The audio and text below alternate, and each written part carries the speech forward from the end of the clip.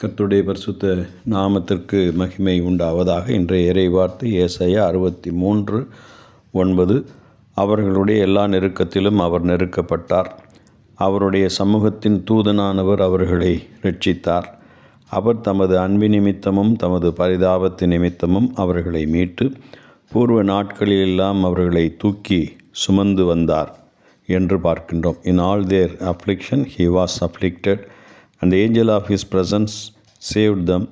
In his love and his pity he redeemed them, and he bore them and carried them all the days of old என்று நாம் பார்க்கிறோம். இரண்டு செய்திகளை இங்கே நாம் பார்க்க முடிகிறது.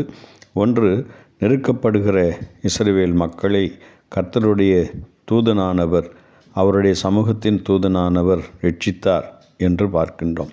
இங்கே தூதனானவர் என்கின்ற சொல் இயேசு கிறிஸ்துவை குறிக்கிறது. இது பழைய ஏற்பாட்டில் பல இடங்களிலே நாம் வாசிக்கக்கூடிய ஒரு செய்தியாக இருக்கிறது. ஆண்டவர் தம்முடைய அன்பு நிமித்தமாக, பரிதாபத்தின் நிமித்தமாக, இரக்கத்தின் நிமித்தமாக அவர்களை மீட்டு கொண்டார் என்கின்ற செய்தி ஒன்று. இரண்டாவது, அவர்கள் நடக்க முடியாது சோர்ந்து போய் இருக்கின்ற நேரங்களிலே கர்த்தரே அவர்களை தோள்மேல் தூக்கி சுமந்து வந்தார் என்று நாம் வாசிக்கிறோம். உபாகமம் 1வது அதிகாரம் 31வது வசனத்திலே நாம் பார்க்கின்ற போது, நீங்கள் இவ்விடத்திற்கு வருகிற வரைக்கும் நடந்து வந்த வழிகள் எல்லாவற்றிலும் உங்கள் தேவனாகிய கர்த்தர் உங்களை சுமந்து கொண்டு வந்ததை கண்டீர்களே என்று நாம் பார்க்கிறோம்.